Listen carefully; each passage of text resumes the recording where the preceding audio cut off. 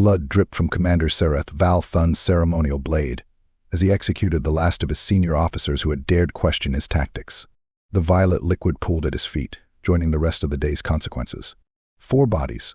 4 examples of what happened to those who confused mercy with weakness. "Let this be remembered," he announced to the assembled crew on his flagship's bridge, his forearms still gripping his weapons. The Val Thun Empire was not built on debate. It was built on absolute obedience. Yet even as the words left his mouth, something gnawed at him. 5 centuries of conquest, 12 star systems brought to heel, countless species subjugated, and still, always, this endless cycle of rebellion and punishment.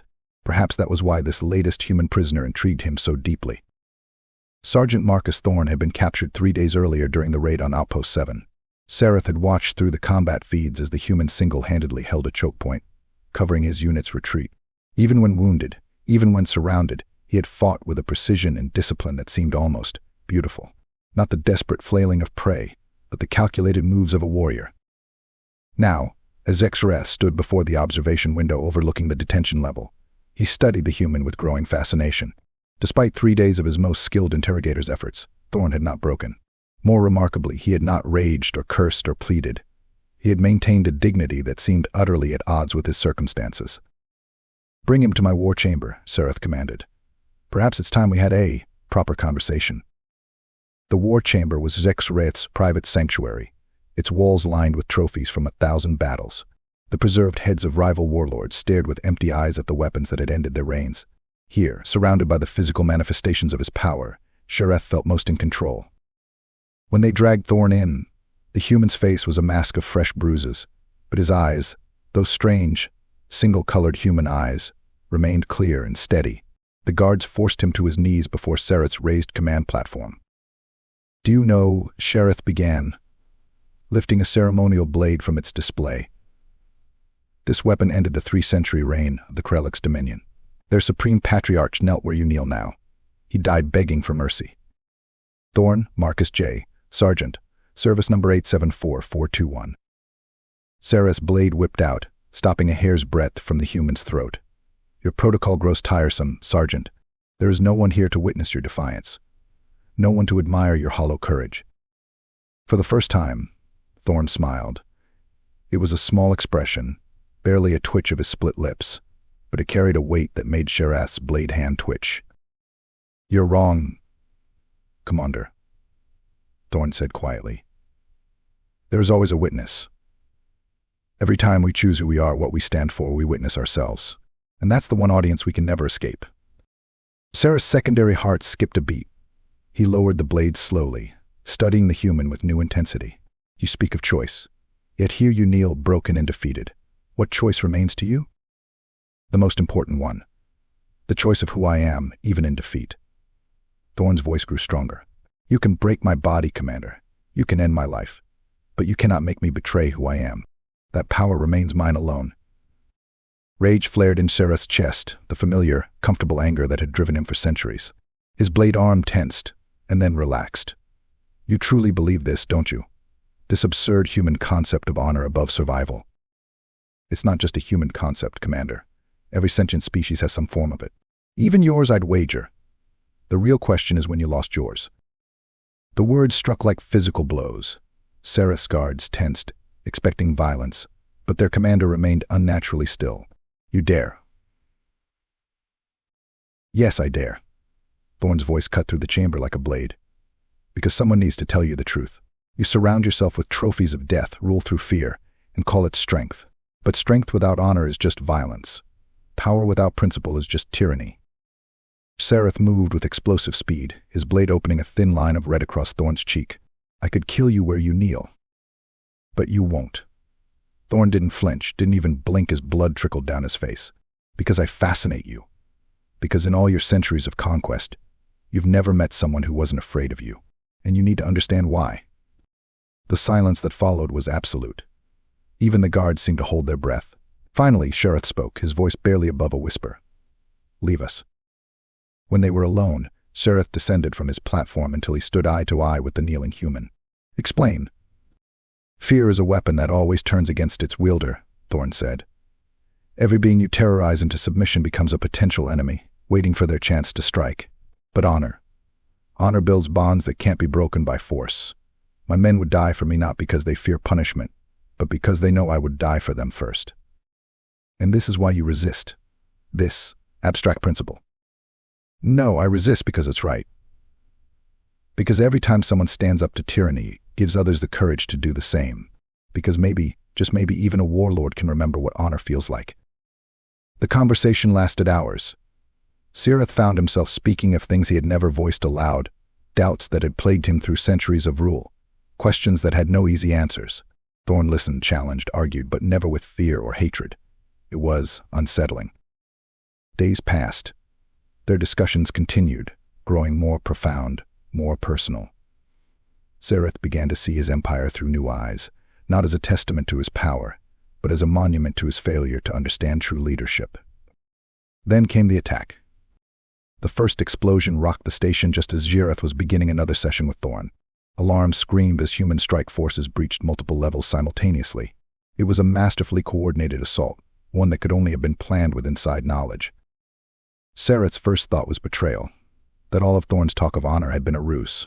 But when he burst into the detention level, he found Thorn still in his cell, calmly waiting.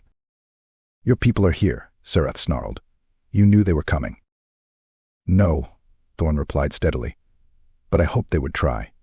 Just as I hope you'll make the right choice now." Another explosion shook the station. Reports flooded in. The humans were fighting their way through with surgical precision, neutralizing rather than killing when possible, just like Thorn would have done.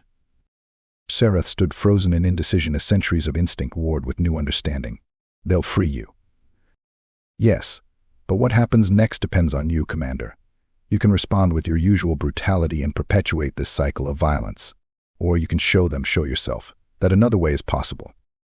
The next few minutes were chaos. Sirith found himself moving through his station, issuing unprecedented orders. Non-lethal resistance only. I repeat, capture, do not kill. He reached the hangar bay just as Thorn's rescue team secured their escape route. His guards had their weapons trained on the humans, fingers tight on triggers. One word from him would start a bloodbath. "Hold your fire," he commanded, stepping forward. The humans tensed, weapons raised, but Thorn emerged from their midst with raised hands. "Your men showed remarkable restraint," Sirith said, noting the unconscious but breathing forms of his guards along their path. "They fight with honor." "They fight as they were trained," Thorn replied. "As their commander fights." Understanding passed between them. "You could have escaped days ago, couldn't you? Your talks with me, they were a different kind of battle." Every warrior knows there are many ways to win a war. Sometimes the greatest victory comes not from destroying your enemy, but from turning him into an ally. Sirith felt something shift inside him, a weight he hadn't even realized he'd been carrying. "Go," he said finally. "You have earned your freedom, Sergeant Thorn. All of you have." But Thorn didn't move toward the shuttle. Instead, he approached Sirith, stopping just out of reach. "Come with us." The hangar bay fell silent. Sirith's compound eyes widened. "What?" "Your empire is built on fear, Commander. It will collapse eventually. Empires always do. But you could help build something better. Something lasting. The Earth Defense Force could use someone with your experience, your strategic mind, and your newfound understanding of honor." For the first time in 5 centuries, Sirith Val Thun, supreme warlord of the Val Thun Empire, felt uncertainty. "They would never accept me." "They accepted me," Thorn said simply. "A former pirate who found his honor in service to something greater than himself." Shock rippled through Sirith. "You were no better than you once, maybe worse. But someone gave me a chance to change, to become something more than my past. I'm offering you the same chance." The moment stretched like crystal, fragile and sharp. Then Sirith did something he hadn't done in centuries. He knelt, placing his ceremonial blade at Thorn's feet.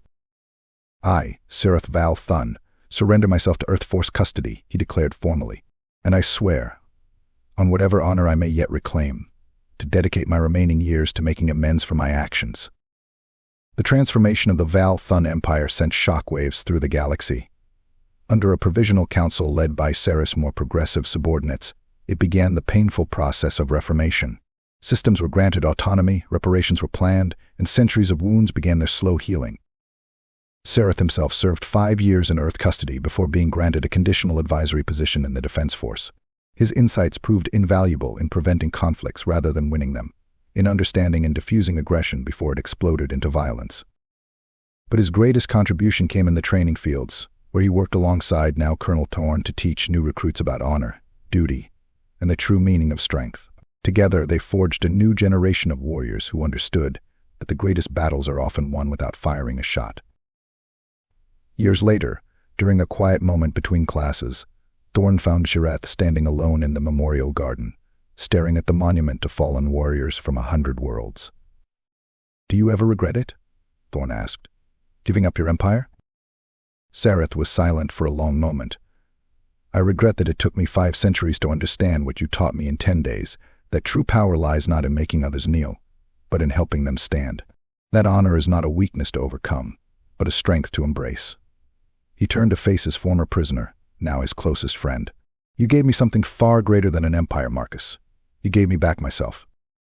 "You did that yourself," Thorne corrected. "All I did was remind you it was possible." Together they stood in the fading light, warlord and warrior, teacher and student, each having learned from the other that the greatest victories are not won by force of arms, but by force of character. And in the end, that was the most human lesson of all.